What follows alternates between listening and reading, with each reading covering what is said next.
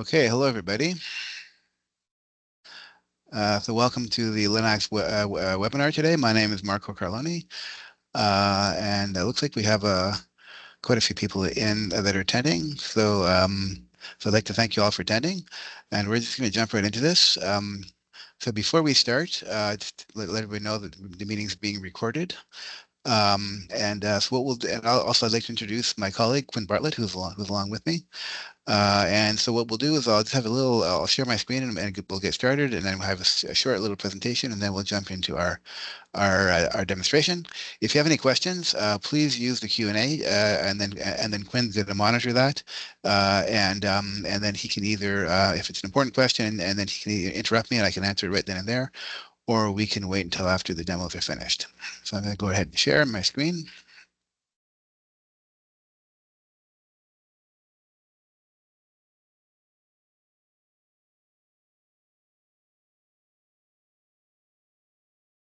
Okay. So as I said, so my name is Marco Carloni. I'm the founder of Linax Technologies, and today we're going to discuss a new product that we just released. We released this over the summer, and it's now available with our purchase of our standard platform. So it's a TG51 simulator.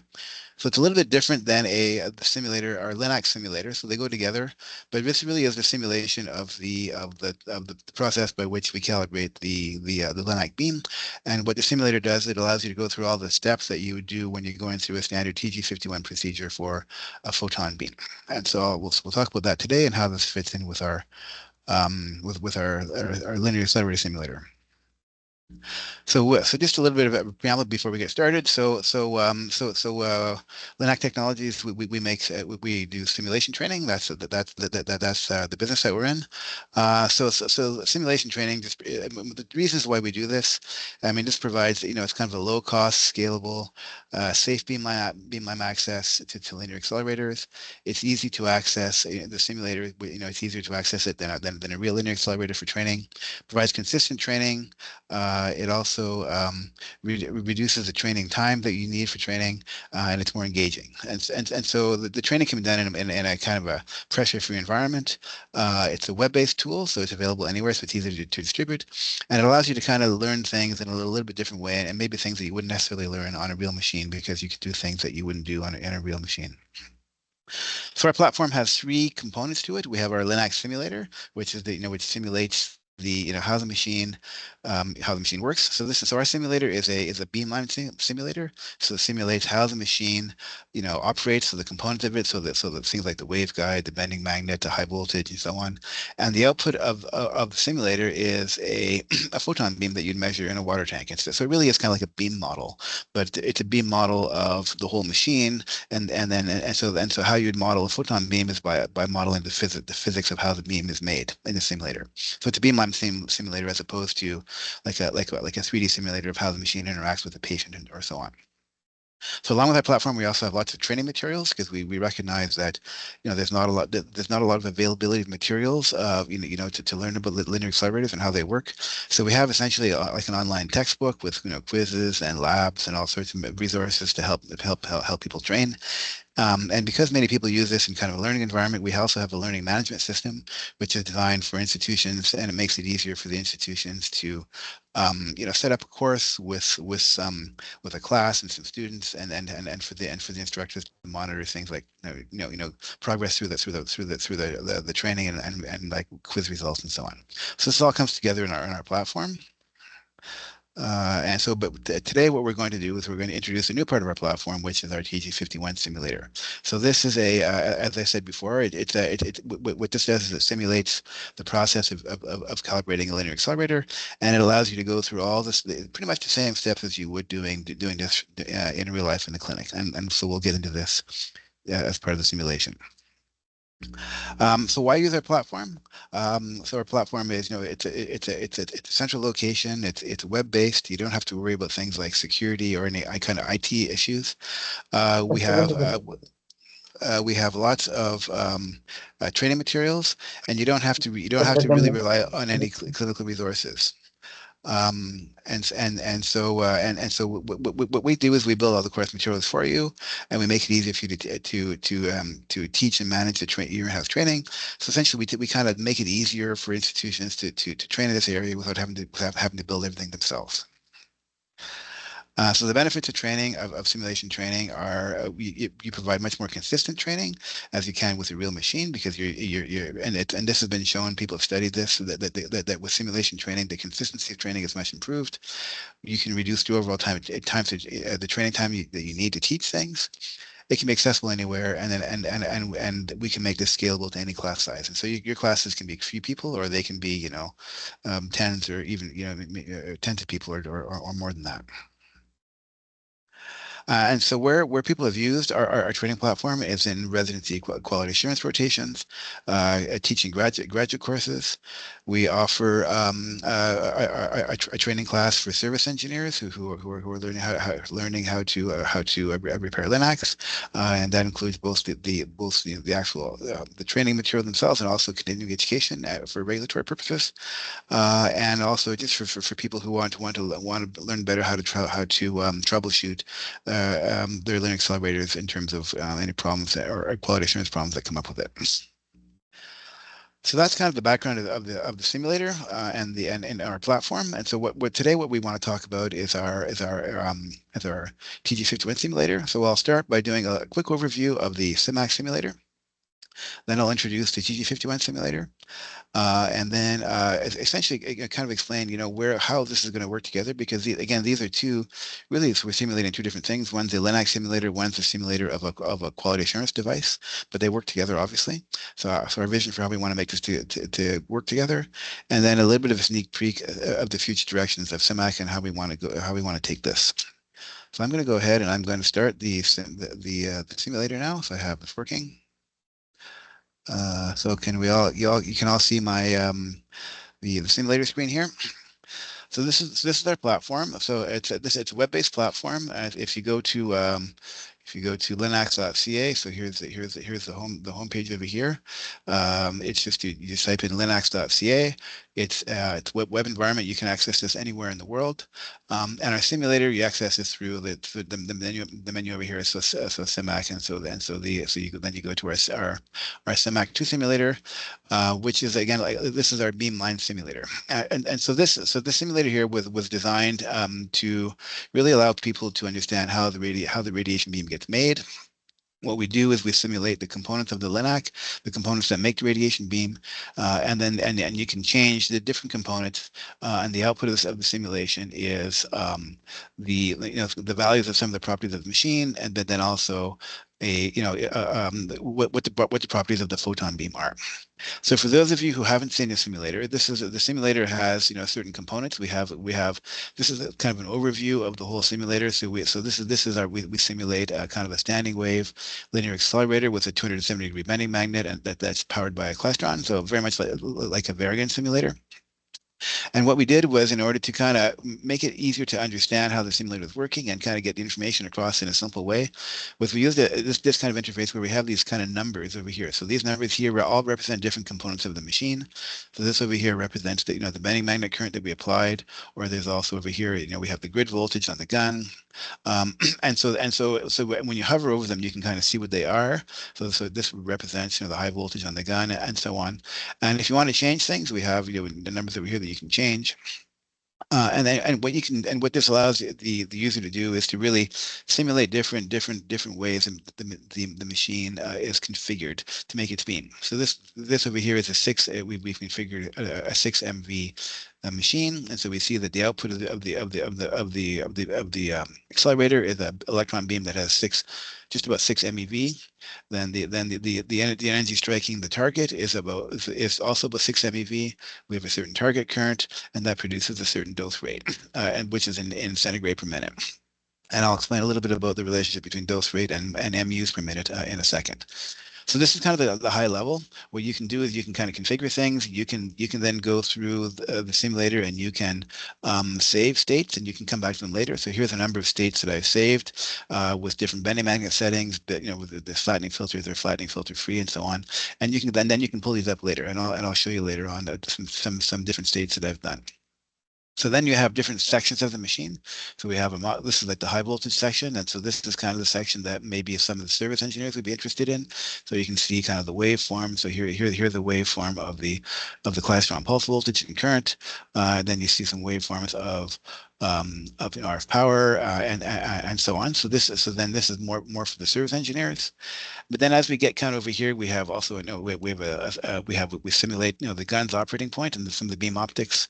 But then we kind of get into the areas that are more for medical physicists, which is the beam steering. So what we do is we allow the user to kind of steer the beam in any way they want, and the result of this is would be some profiles that you'd measure in a water tank. And so this is again a 6 MV beam. And then these are the resulting profiles in both the in plane direction and the cross plane direction that you would have.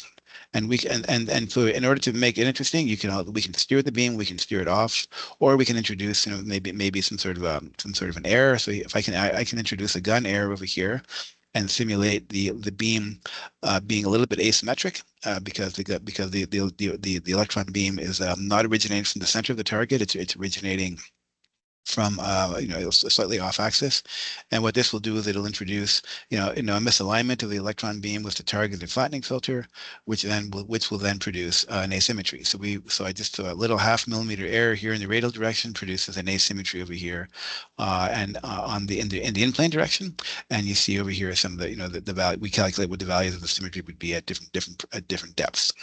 So that's one of again, this is one of the things that you can do with the simulator to kind of understand a little bit about how the beam's working. So the steering screen, and then the other screen that we simulate in quite a bit of detail is the treatment head. So we allow the user to kind of play around with how the head is configured, the flattening filter shape. So here that you can simulate different shapes of flattening filters. You can simulate things like the materials of the target, materials of the flattening filter. You can do a flattening filter free mode. So I can take the flattening filter away, and if I run that again, what you'll get is you'll get the profiles for a flattening filter free beam, and again the output of all of this is the same photon beam parameters that you'd measure on a on a machine. So you have profiles, but you also have the depth dose, and so things like when you change the flattening filter, then you get, because of beam hardening, you'll get different depth doses, and the simulator simulates all this. So now the last tab over here is the photon beam tab, and we see we calculate the beam spectrum, the spectrum as a function of angle, the intensity angle relationship, and then we also produce a depth dose, and we produce some of the numbers that you would measure. So here's our 6 MV beam, and it has a 40 by 40 field size, which is larger, and then we had flattening filter free, and so we're predicting a depth dose of 67%. If I go and put the flattening filter back, and then simulate this again, turn that off and simulate that again, and we'll see we'll have a different depth dose because of the beam hardening. So the simulator, the intention of the simulator is that it produces a beam model which is right now it's accurate for teaching purposes, but it will be the goal is to make it accurate enough for it uses the same type of dose algorithm as in a treatment planning system. So here we go back and we see our depth dose now is 73% because it's again, this is a large field size, but we've also taken the flattening filter away, which affects the depth dose. So all of these plots over here, if you want to, you can export these to a CSV file. So they're all exportable. So when you run this, we have a little export button over here. You can click that, and then that will generate a download to a CSV. So I can pull this up, and then you can open it up in Excel, and then you can do whatever you like with the data. So here's all the data. I'm going to ignore this, and so here's the data that we've exported, and we can then, you can then, if you want, you can analyze this in any way you want. So if I do this and then insert a graph, so then we have the same graph as before. So this is all available again from the simulator. So this is basically how the simulator works. So it's really it really is a kind of like a beam modeling system, and it allows you to produce a photon beam. So what we don't have in our simulator here is monitor units, because this is it's a forward forward calculating simulator. You set up a beam, and then it calculates what the dose rate will be in a physical medium. And so this is kind of where so it's kind of the direction that we're going in. So what we'd like to do now is we'd like to take the ability to simulate a beam and then give the user the ability to calibrate it, to kind of mimic the same procedure you do when you buy a new linear accelerator and put it into service. So you go through beam commissioning, you kind of you set up your beams the way you want them to be, and then you have to calibrate them. So to show that, so this is our simulator. So you access that over here Hey, through Marco, yes. just to interrupt you real quick, I don't know if you mention that we have the magnetron version as well. Did you say that? Yes, no, I did not. Thank you, Yeah, Quinn. Yes, yeah, no yes. problem. So everything I showed you here, for those of you who are Electa users, yeah, thank you. We have the exact same thing, but for a machine that has a traveling wave accelerator with a magnetron and a bending magnet, like a slalom bending magnet, which is what the Electa machine uses, and we have all the same features, and so you can, if you're used to it, if you're an elected user and you want to use and you are more comfortable with that, then we have a similar simulator. Thank you, Glenn. I forgot that. Okay, so the way that the TG51 simulator that we've just introduced now. So what we're doing now is as I said, what we don't have in the simulator is any kind of dosimetry system, because it's really what we wanted to simulate was a beamline. So you configure the machine in a certain way, and then you get a certain photon beam out of it. But to calibrate a machine, you have to have monitor units. So what we've done is we've introduced monitor units and into our TG51 simulator, and we'll use these more as we add more features. And the first kind of device that we've done is a simulator to simulate the process of calibrating this beam. So the interface that we're going to start with will look a little bit more like a console interface. So it looks a little bit more like what you'd see on a real machine, as opposed to the functional interface that I showed you before. So the way the simulator works is you can simulate either the Electa or the Varian machine.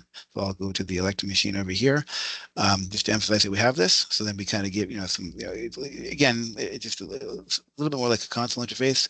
And what you can do is you then have your machine, and we can select beams. And so what we have over here are the different beams that you can configure in the simulator. And the idea is that right now we have the standard operating point, so a 6, 10, and 15 MV operating point. But we'd like to we'll introduce the ability to configure a beam the way that you would want to on the simulator, and then have it available to bring over here into the TT51 simulator. And I'll demonstrate why that might be interesting a little bit in the future. So then we have a our interface. We can go through and prepare the beam and turn the beam on the way that you would on a real machine, and it'll deliver a certain number of monitor units. On the side over here is we have our TG51 simulator, and so what this does now is it works together with a console. So now we've loaded up a beam, but the simulator now has a little. We simulate a water tank with an ion chamber at a certain depth. We have an electrometer which we can turn on. We can set a high voltage on the electrometer the way you would on a regular electrometer in a machine, and depending on what voltage you have set, it will give you different answers.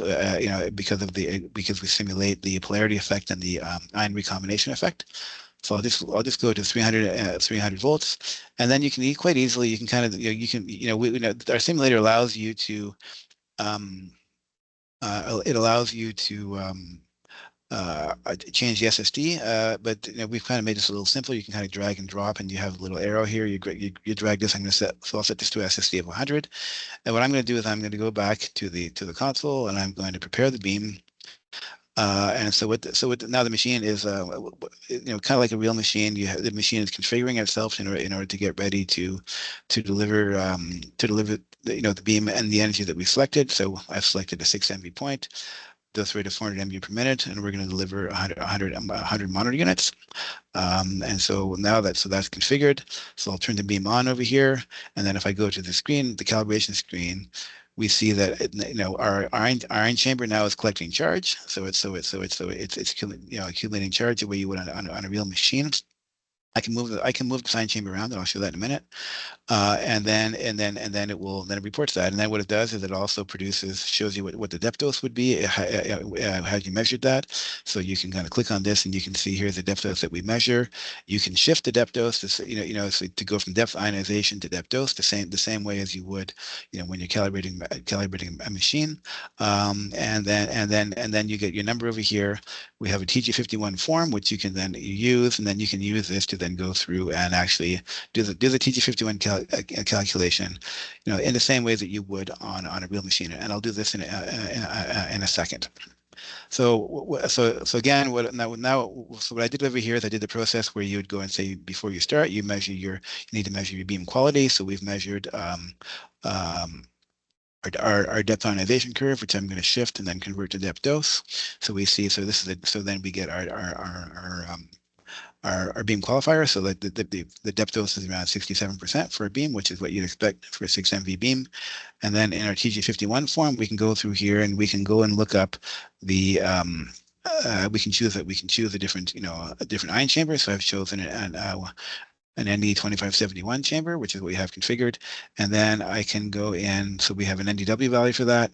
I'm going to do this for a 100 MU beam. I have the SSD is 100 and the field size is 10 by 10. We measured the PGD, so it's 67%. And if I can then go to the KQ value from the TG51 paper, and I can go look up for the ion chamber what depending on the beam quality factor what our KQ value is. So we have a graph to show that. So then you can grab that. You can enter it in to the spreadsheet. And now I've kind of set up the experiment. We've measured our temperature and pressure. We have a PTP. So what I'm going to do now is I'm going to go and I'm going to set up I'm going to do an SAD a calibration. So I'll set the water tank to 90 centimeters depth. And I'm going to calibrate it at 90 centimeters of SSD, and I'm going to calibrate this at 10 centimeters depth. So I'm going to move this up now to 90 centimeters. And what you can do is if you want to, you can kind of make a mistake to kind of get the sensitivity of what these measurements would be with slightly a different setup errors.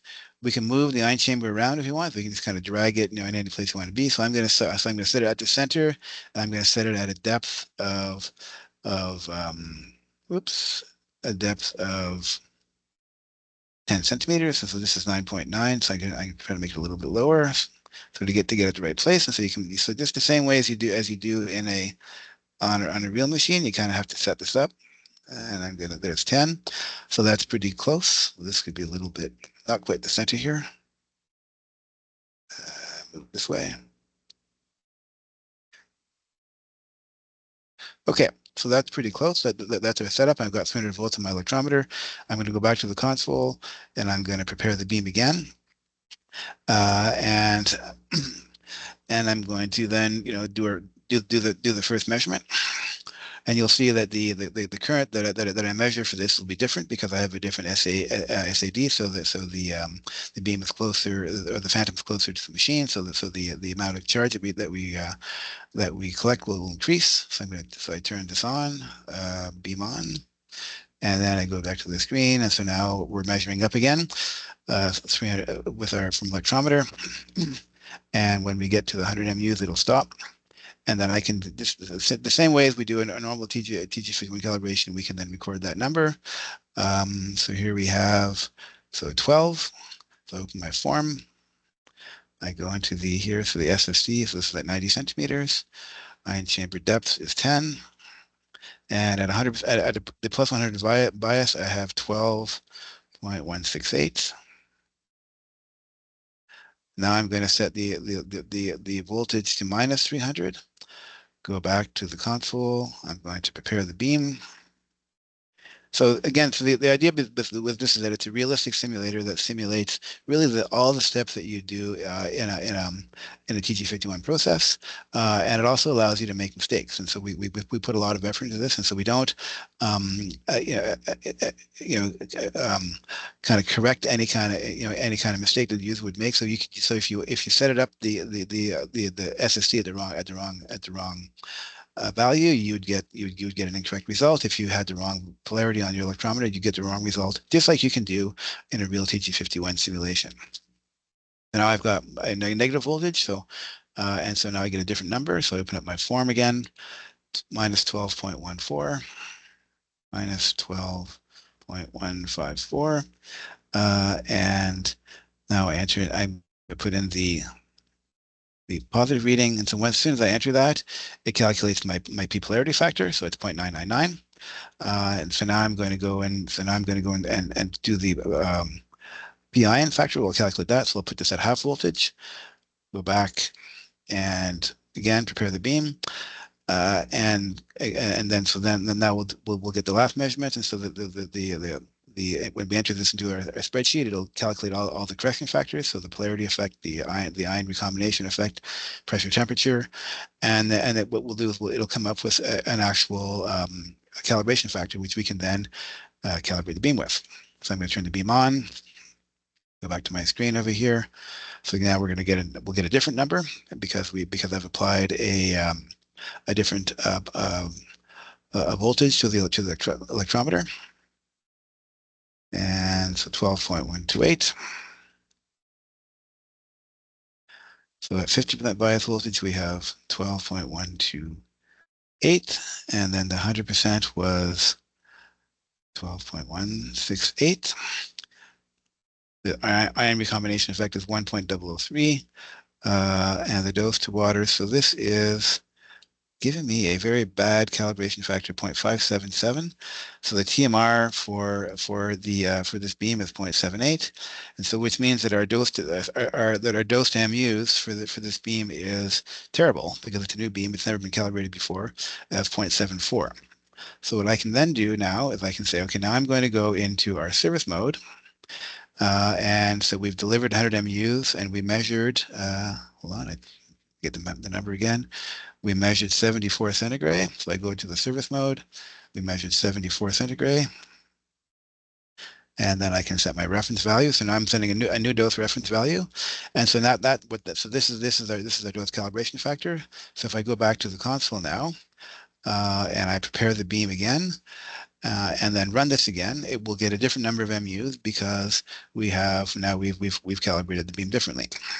And so I'll just show you that, and this is the kind of the process that you go through. This is a very similar process as you'd go through on a real machine, and it allows the user to kind of this is a teaching tool. It's not a clinical tool, and it allows the user to really go through and learn the different steps of how do we how you calibrate the machine.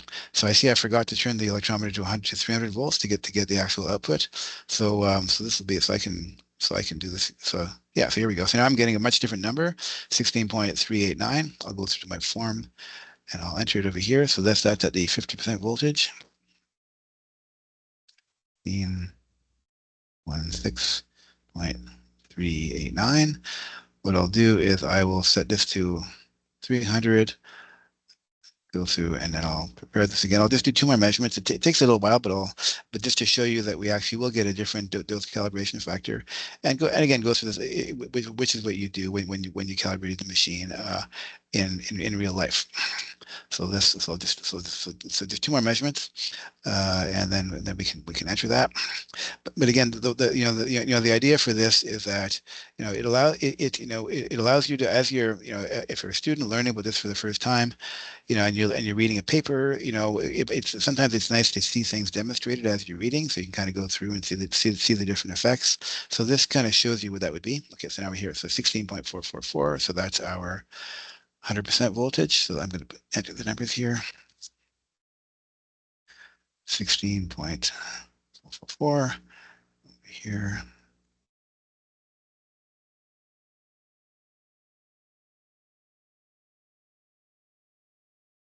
Okay, and we have one more to do, so minus 300. Go back to the console, prepare the beam again, and then we'll do one last run. Yeah, so as I was saying, so as you're going, say if you're a resident learning this for the first time and you're reading the paper, it's nice to be able to go through and actually see things as you're doing it, rather than just reading some sort of like a theoretical kind of approach to this. And like I said, we made it so that it's easy to make mistakes. And so if you want to, you can go through and you can set the SSD correctly, see see the sensitivity on SSD for the of the procedure. Maybe you if you're doing an FFF beam, which is with a dose. It's dependent on the position of the chamber. You move the chamber a little bit off axis and see the effect that would have. 16.424.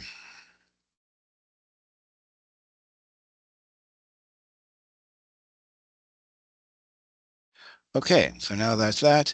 So then the spreadsheet our calculation automatically recalculates. The P polarity didn't change, the PI didn't change because we just calibrated the machine. They shouldn't change. Our corrected reading is now much different because we've recalibrated it, and we've now calibrated the machine to have 1 MU per centigrade. So now what we can do is what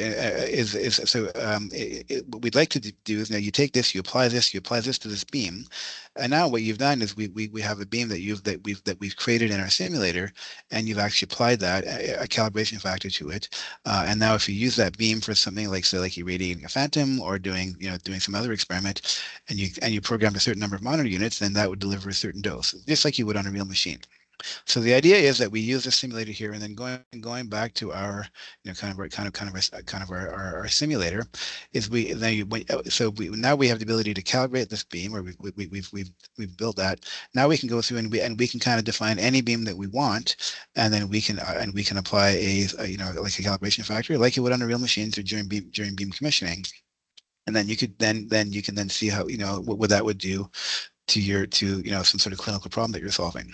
So just as an example, of what you can do. So this is our 6 MV beam that we did before, but I'm just going to pull up a 7 MV beam that I made. So here's a set. So this is I'm just going to I run this. I configured a 7 MV beam ahead of time, and I'll just simulate this. And so what this will show you is, I've changed the bending magnet current, and I've changed the gun current, the grid current a little bit, in order to produce a 7 MV beam, and it'll have very different beam properties. The flatness will be very different because we're still using the beam property from the 6 MV beam, or sorry, the flattening filter from the 6 MV beam.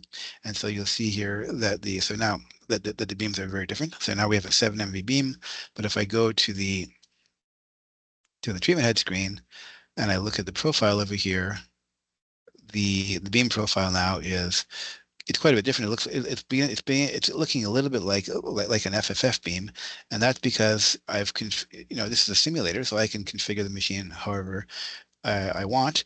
And now the beam profiles the beam energy is higher than what the flattening filter is flattening. So the intensity of the beam here is higher because the beam is more penetrating, and so you have a higher intensity at the center. And then now of course it drops off as you go to the side because the beam energy is less important as you go to the side of the flattening filter. And so this is the beam that so if in the clinic if someone wanted to, they could change the energy of their beam. It wouldn't be a very good clinical beam to use, but from a teaching point of view, it kind of gives you an idea of what it looks like. And then if you wanted to see how this would affect your dosimetry, you could then go and calibrate a beam like this, and then apply it to some clinical problem that you're solving. So this is kind of the direction we want Simac to go in, is the ability to kind of configure a beam in any way that you want. So kind of like this over here, where we have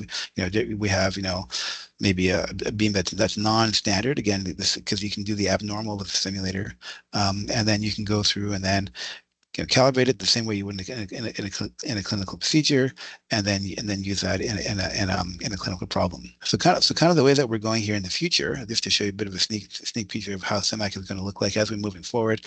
So we're going to combine all these things into one kind of integrated environment, where we'll have kind of like our console environment, where we will have instead of our simulator, we'll put it into a beam modeling tab. So again, this is the Electa simulator, where you can kind of go through and you can configure.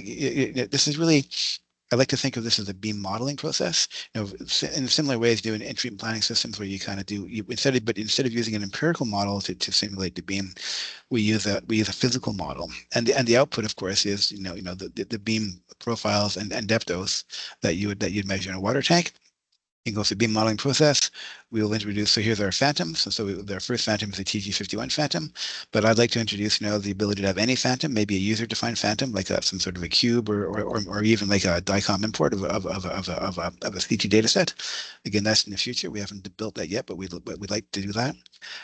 So then you can calibrate your beam, apply it to a phantom, and then go into service mode if you want to. And so again, we'll emulate the whole service mode, and you can go through and you can change different different set of parameters for your beam, and then configure the beam the way that you would when you commission a machine, and then see how that affects the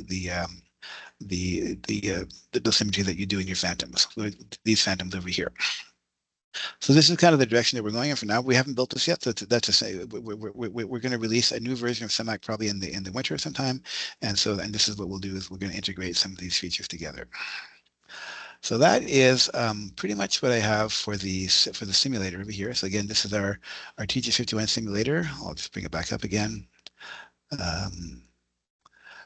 So the idea is, I'll just pull up different machines for the variant machine.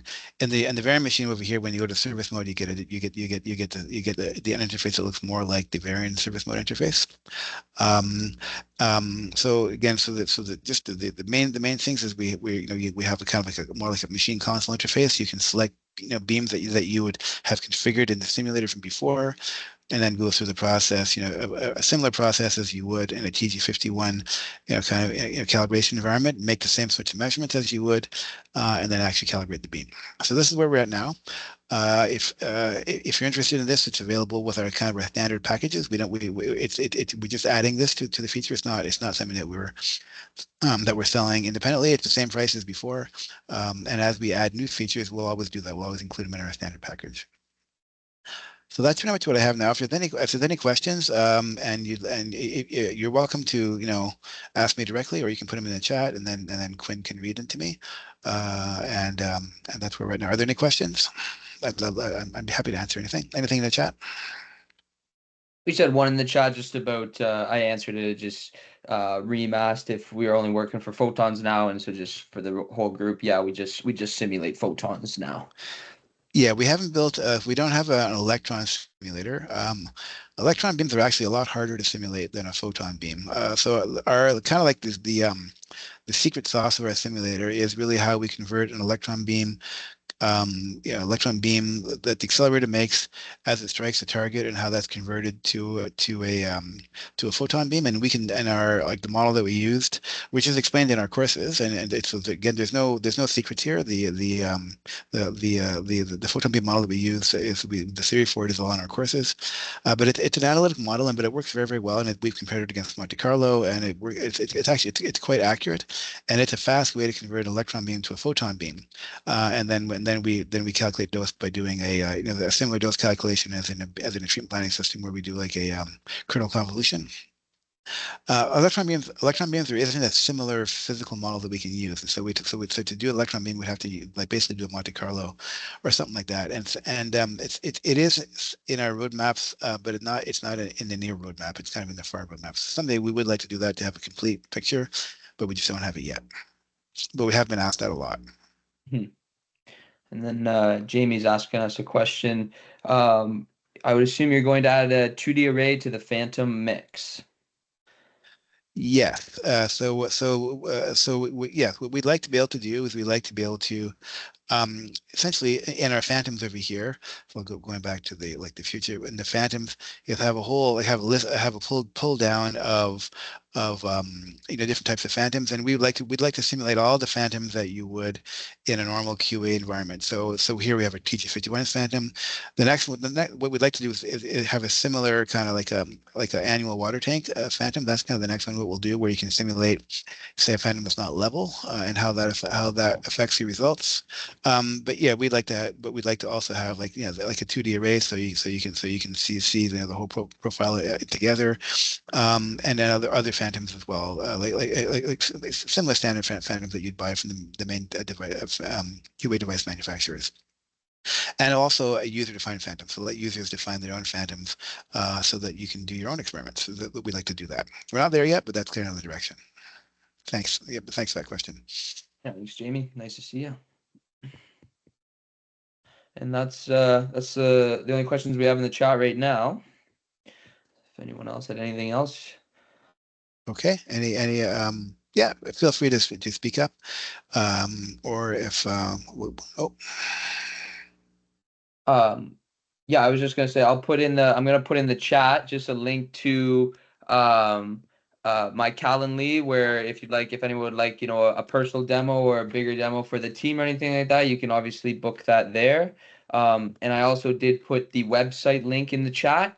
And so if you want to go and try Simac for yourself, you can get a free account, and you can use Simac a couple times a day. And we have like a free textbook primer, so you can kind of check out the platform for yourself, and all for free. So, yeah, and you we can do have that.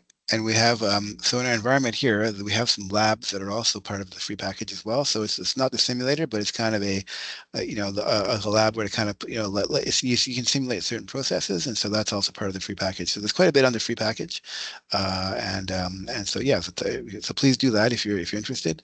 And any comments that you might have, we love feedback, so you can email us. Yeah, and Quinn would be happy to meet with you and to do a demo. Yeah. Yeah, and then of course, just follow us on LinkedIn, and subscribe to our newsletter. We post lots of articles just about the radiotherapy industry, what's going on, and new products that we have coming out, and new promotions and things like that. So if you want to stay connected, you can find us on LinkedIn and YouTube as well. So Okay, so just as we're finishing here, if there aren't any other questions, I just want to also emphasize that this is our team. So this is not just Quinn and I. So we have a couple scientists who build all the models. So Root and Jonah they're the people who build all the models and put all this together. Matt's our developer, so he's built the full tech stack for this for environment. Yeah, we're working hard on this all the time, and we'd like to come up with new updates. Our goal really is we want these machines to be as easy to use as possible for the whole world. We think these are super interesting devices, super useful devices. Our patients need them to work well. We need more of them, and so that's what our business is about. And if you'd like to email us, these are our email addresses.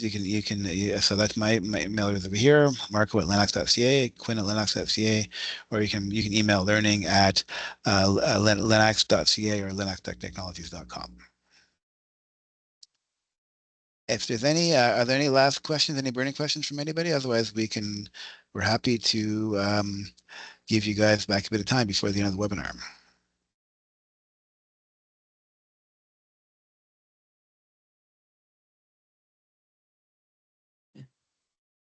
just last thing for me is just you'll get the recording shortly, probably within the next 24 hours. Hopefully you'll get a link to the recording, so you can share it around, or view it again if you'd like. So thanks to everybody for joining us today. Thank you Appreciate so you much. taking the time. Yep. No problem. Thank you. Thank you. Bye, everybody. Everybody's just saying thanks. I think we're good, Marco. Super. Okay. Okay. Take care, everybody. Thank you. Gonna end it.